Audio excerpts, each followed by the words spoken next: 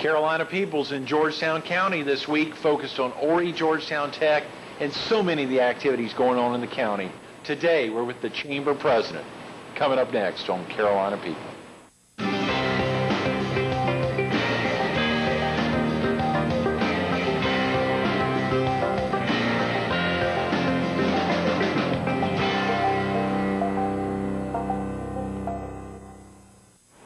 Good morning. Welcome to Carolina People. This morning we're at the Georgetown campus of Horry Georgetown Technical College. We're focused on the Georgetown County Chamber of Commerce and its 87th annual meeting and banquet to be held this Thursday night at Pauley's Plantation. And we're visiting with the president of the Georgetown County Chamber of Commerce, Steve Jones. Good morning, Steve. Good morning, Greg. How you doing today? Thank you so much for coming in. You know, it was a couple months ago we were at the Fox 43 studio on the former Air Force Base, and now to be sitting in front of this mural here at the Georgetown campus of Horry Georgetown Tech. It is fantastic. Well, thank you. We appreciate you coming down and being in our county. Absolutely. Well, so many great things happening with the county right now. I mean, there's really been a surge in the last 6 months or so. There really has, Greg. You know, you remember a couple of years ago, everything used to be Big Mo in sports and Big Mo in political campaigns. Oh, yeah. Well, I think we might not have Big Mo, but we've got some Little Mo coming along in Georgetown County. Absolutely. It is really humming. Some exciting things that are coming together. And, of course, the real excitement for this Thursday night, I saw it was the 87th. 87th, yeah. We were, Chamber was founded way back when by a group of folks who wanted to try to make Georgetown County and Georgetown City a better place to live. And of course, the Chamber has been carrying on that tradition since then. And I hope we're going to build it and grow it and make their vision come true. And you've got Secretary Jim Jocham coming in for this Thursday night's banquet. We do. We're excited about the banquet. We've got Congressman Henry Brown is going to introduce him. Secretary Jim Jocham is the Assistant Secretary for Import Administration. And as you know, in the national news and locally, imports and exports and the effect that has on our economy, and particularly South Carolina and our county. So we're looking forward to hearing his remarks, and hopefully it'll be educational and fun. Oh, yeah. Oh, yeah. I saw the social kicks off at 6. It's at Pauley's Plantation. Correct. There's still some tickets available, at least for the next couple of days. Exactly. We have to give them a count by Wednesday, so if anybody would like to come, we would welcome them and ask them to please call the Chamber. Great. Can we get that number again, Steve, for viewers? And this would, I mean, viewers from all over the area, all over our viewing area, the PD, southeastern North Carolina. This is worth making the trip down to hear this guy. Exactly. We would welcome them, and that's 843-546-8436. Okay, great. Of course, they could visit GeorgetownChamber.com as well. Correct. Okay. Real quick about yourself, Steve. Are you originally from the area? I am, Greg. I originally grew up, as I fondly tell people, on the backside of Georgetown County. I grew up, my dad managed a plantation between Andrews and Hemingway, and went to Andrews schools, and then, of course, went to Clemson, and for all practical purposes left the county, and I've been back now 6 months working with the Chamber and really enjoying it. Well, that excitement of being back for the last 6 months and to see some of the exciting things, we really wanted to have an opportunity to highlight that. Of course, being at Horry Georgetown Tech, and to see the expansion here on the Georgetown campus, to see the new partnership for Allied Health that Georgetown Memorial Hospital has put in place to really help. I think they put up $1 million to help expand the Horry Georgetown Tech campus here. Right. I mean, we feel that's one of the, as you say, because of the steel mill's closure last October and the time it's taken to get the new buyers in and starting to ramp up and starting production, which hopefully is going to be within the next month or so, Craig, and the high unemployment, you know, sometimes we overlook the positive things that have been taking place. Right. And to me, this is one of the highlights. So we've got a nursing shortage in the United States and South Carolina. We've got interested students that want to go in and fill these healthcare positions. It's a very good, as you know, employment career.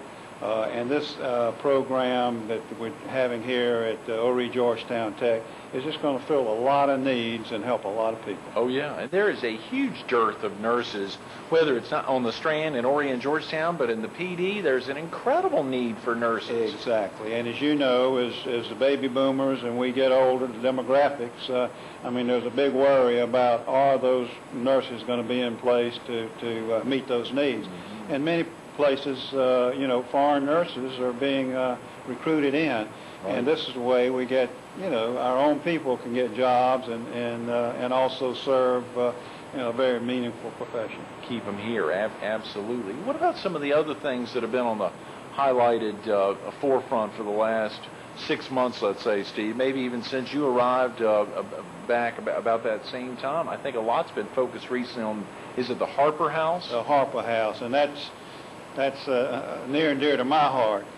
Mr. Sam Harper, who was a civil engineer for 50-some-odd years, he grew up in Andrews. The Harpers, of course, a prominent family in Andrews, but he worked in Georgetown. He gave his old office, 1850s house, to the county. And the county had need for the space and was considering destroying the house. And a historical group and the chamber got together and said, you know, we need to preserve this structure for the county and for the state. So it's just been a wonderful partnership. The house has been moved to a new location. They sold it to the chamber. I say they. The county sold it to the chamber for $1 and gave us some funding to move the house. The Georgetown Times stepped up and had a piece of property right on Front Street with Sandpit River in the back. They leased us the land for 50 years for $1. Wow. So very generous on their part. Mm-hmm. And now we're working with the Historical Harbor Association, and they're going to be developing a maritime museum that will go in the bottom floor of the house that'll tell the story of the port, which needs to be told. And, you know, if you love boating and maritime things, which most of us guys do, I know I do.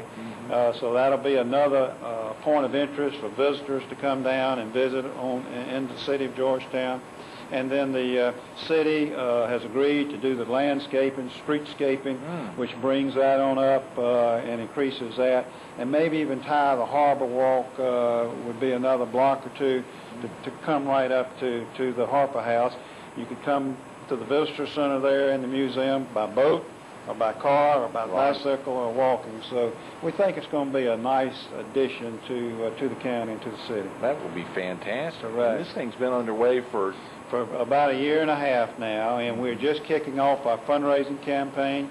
We've fortunately, because a number of the financial institutions have been wonderful to us, we've got pledges of $124,000 in hand or cash, and so we've got to raise $250,000, Craig. So we've got a campaign cabinet. Danny Seo, Mr. Clayman Grimes, and other within the community have stepped up and said they would try to help us raise the funding. And so I hope anybody hearing this, if they want to participate, please call that number that we talked about earlier. Right. It's a historical project, it's an economic development project, and it's a hospitality project. So we think it meets a lot of needs. Absolutely, and that again could be of interest to anyone, whether on the Strand or in the PD, just wanting to see something preserved, particularly right on the waterfront. Exactly. Or virtually on the waterfront. Be wonderful. Just as a side, we've inside the old house were just tons of plats that Mr. Harper had of Georgetown County and the surrounding areas where they did all of the land surveying. And we've actually had the Historical Society look at those, and they're going to take them and preserve those that they feel worthy of preservation. So, you know, it's just a nice project, and a lot of people have chipped in to make it happen. Absolutely. How exciting. You know, it was so exciting. And later in the week, Linwood Wilson, your mayor, your honorable mayor, is going to be with us on Friday. But, of course, you know, thinking about so many of the impacts, as you talked about back in October, the big upset time when Georgetown Steel was shutting down, even more recently now with ISG stepping in. But, of course, it was a really great announcement about the Brunel estate, the Francis Brunel estate. Exactly. Committing, give the viewers a feel of those funds. I mean, it's just a wonderful story. I mean, here was a lady who lived here who had helped human needs was really an interest of hers. And, quietly made the decision to give her estate to the citizens of Georgetown County to meet human needs and some environmental areas that she is of interest in. So she left her estate, which was valued at $30 million, to the Community Foundation, which, of course, now are giving grants to those people who compete, basically the strongest programs for Georgetown County. It's just for the whole social services area. It's just a wonderful gift that will carry on her legacy and her love for the county and the people here for years and years and years to come. So, like you say, it's a wonderful story that somebody had that feeling for the county and the love for the county and wanting to see improvement in people's lives. So, it's a great story, and I think a tribute to the county and, of course, a tribute to Ms. Brunell. Absolutely. And speaking about improving people's lives, y'all have been working so hard on, I believe, the Yawkey Cancer Center to make sure that there are opportunities for folks to continue to improve their lives going through very tough times. Can you share with the viewers a little about the Yawkey Cancer? Yeah, Greg. I mean, here's another wonderful story that probably doesn't get as much play as it should, but the local hospital, which is a wonderful hospital system, we're very fortunate to have that community's hospital system in the county meeting our health care needs. But they partnered with Medical University of South Carolina in Charleston, and of course built the building with help from the Yawkey Foundation, which, as you know, used to own the Boston Red Sox, Mr. Tom Yawkey, and of course had property here and loved this area. And now you and I, those citizens in Georgetown County, we have the access to the latest treatment protocols for cancer, and we don't have to drive, to Charleston or to Columbia or Duke or to other places to get that treatment. So, again, it's a wonderful partnership by a far-reaching planning organization to improve the lives of citizens in Georgetown County. There's a heck of a lot. Of course, you've had we haven't even highlighted on your amazing background, Steve. Of course, the experiences down when you talk about MUSC, that's something near and dear to your heart. Almost 2 decades of your life spent there. Right. Can you share with the viewers a little about? We need to get back into that. Of course, having attended Clemson, and then not too long after, ending up in our nation's capital before coming back down to the Low Country. Craig, I've just been so fortunate with my career. It's just been a wonderful career. It's it's been a career of public service. But I think I've had the opportunity to work with 2 of the finest gentlemen, statesmen in South Carolina. And of course, one that was Senator Thurman, and just his whole life evolved around serving the nation and the state. And then, of course, Dr. Edwards, when he was Secretary of Energy, it was my pleasure to be his chief of staff there and be at the Medical University as his chief of staff. And the self-satisfaction is because, you were able to make difference in people's lives. And at the Medical University, we were able to grow that university with a lot of help from a lot of people, and particularly the research and the Hollins Cancer Center, which is part of this center here, the Yawkey Center in Georgetown. So it has been a wonderful career, and I've been blessed to have been able to be participants with those wonderful people. Yeah. What was that like working with Governor Edwards?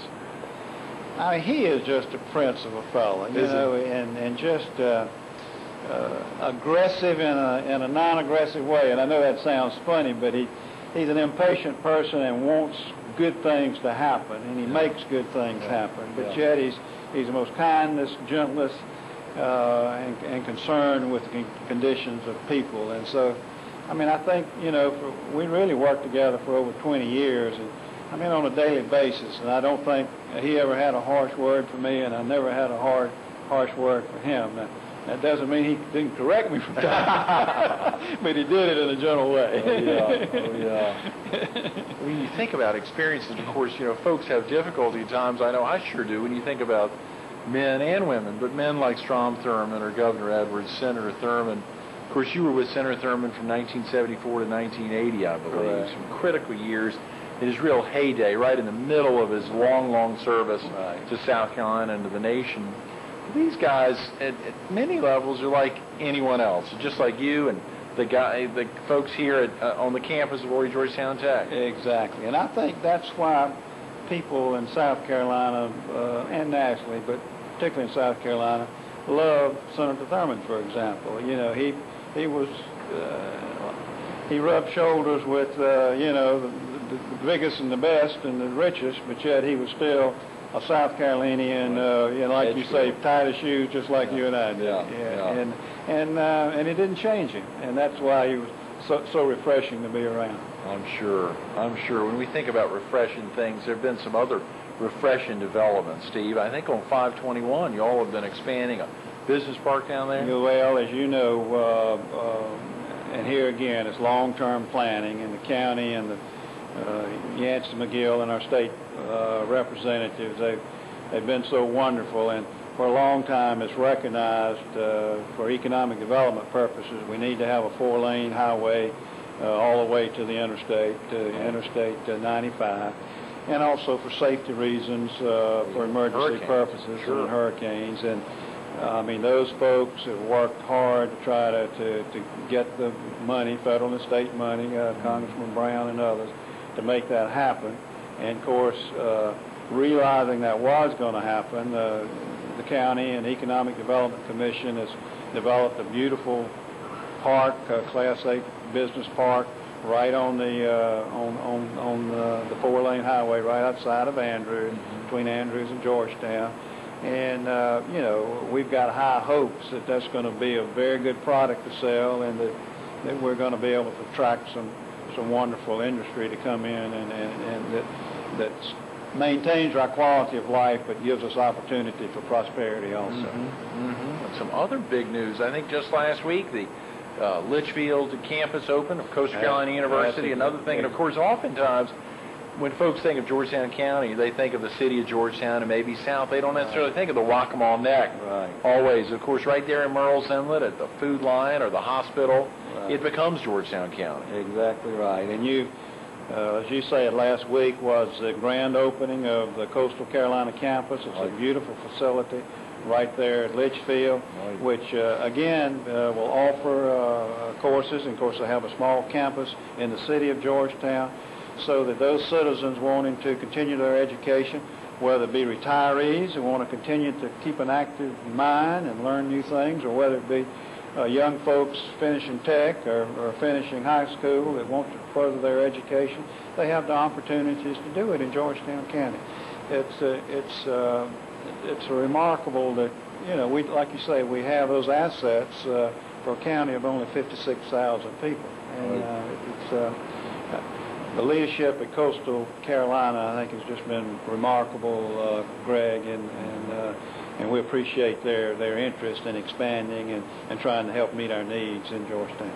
Steve, share with the viewers a little bit about the steel mill reopening and what's going on there, just to get a sense. I know you're on the cusp of all that constantly, and I'm sure not any of the ISG folks would arrive in town without getting to know you and learning that this is the place they really want to make a big commitment. Well, I mean, I think the Economic Development Commission just did a wonderful job. The County Council, Craig, stepped up, and of course the city also, and the Chamber. We were pleased, Executive Committee, to pass a resolution to support the reopening of that mill. And I mean, I think just as you know, it has this controversy, but yet those payrolls, which now, of course, are coming on, and ISG tells us it'll be between 300 and 400 employees once they get ramped up.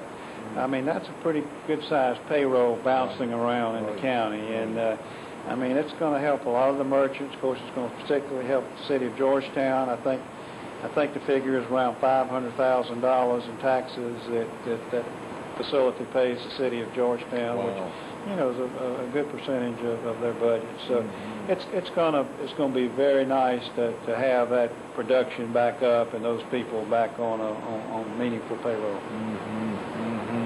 Steve, you know, you think back to growing up in Andrews and the experiences there. We got about 5 minutes, and of course, heading off to the upstate spending a lot of time in Washington, and then obviously back down in Charleston and being in the Low Country for, golly, a heck of a long time. You've been coming back up, though. Y'all have had a little tie to Paulie's or somewhere. Yeah, I have. We've got, been fortunate. My wife has a family home on Paulie's, and we still have a farm over near where I grew up. And so, yeah, I mean, I've always kept tentacles back in the county, and I always got back. As you know, most people kind of have a special place that kind of recharge their batteries, and just coming back to our farm and where you grew up. I mean, that's been always my special place, and so I've always had loyalty and fondness to Georgetown County. What are some of the things for our viewers in southeastern North Carolina or in the PD who may not have driven through or driven down to Georgetown in the last 5 years?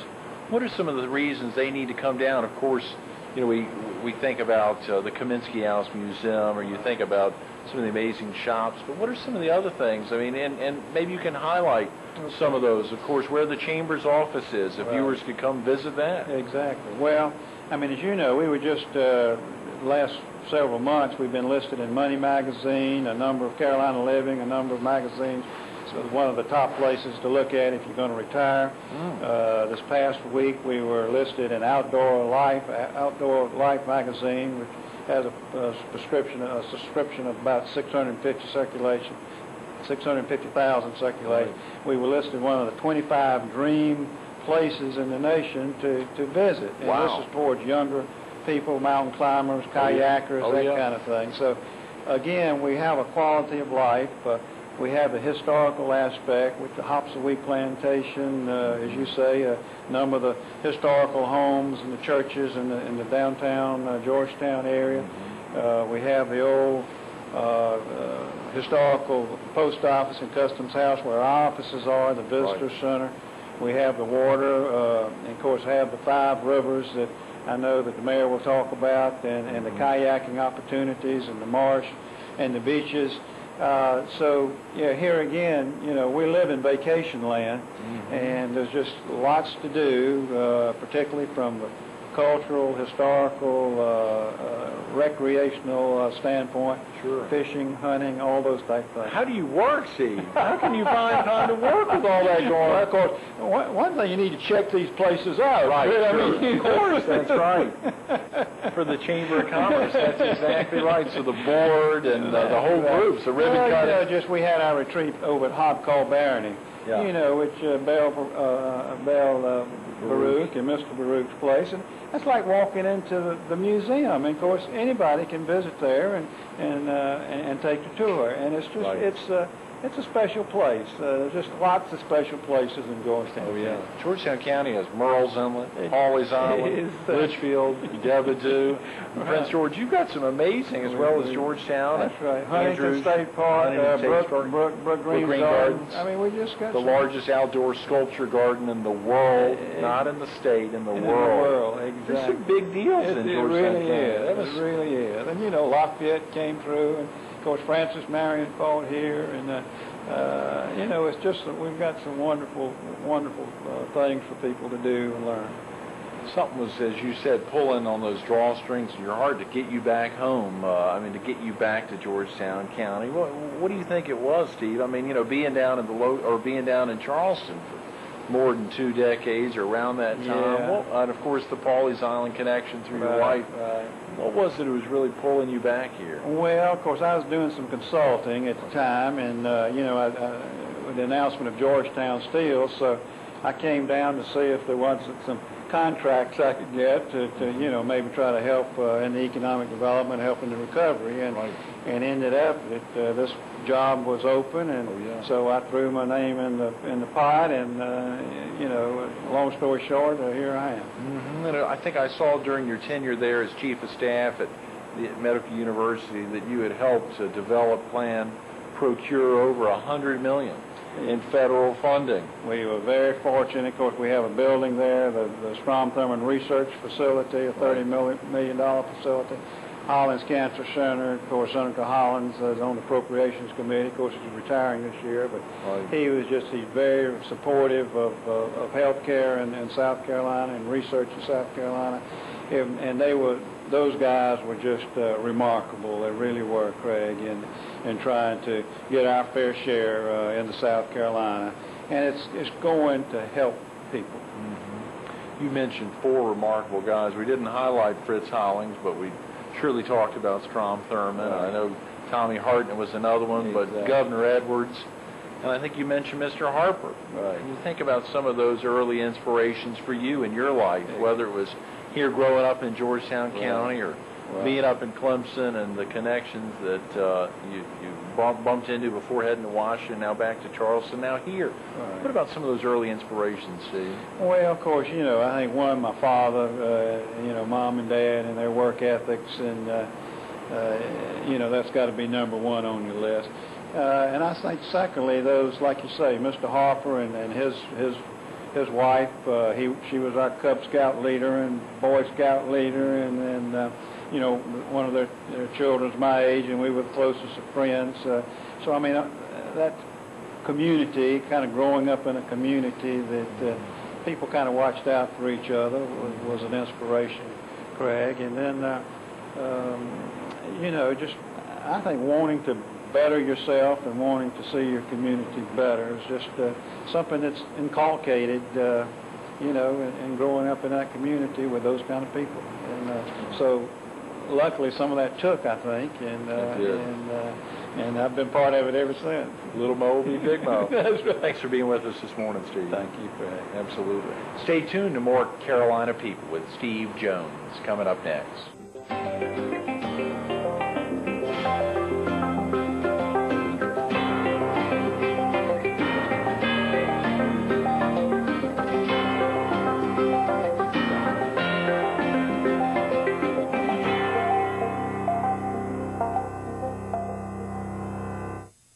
If you've been sitting with us the last 30 minutes, you're going to want to meet this guy. You got a chance to do it this Thursday night, the 87th annual meeting and banquet of the Georgetown County Chamber of Commerce. You can come see Steve Jones, but more importantly, you can see the speaker, the guest speaker, Jim Jocham, after his introduction by Congressman Henry Brown. Paulie's Plantation, 6 p.m. this Thursday. Call the Georgetown County Chamber of Commerce.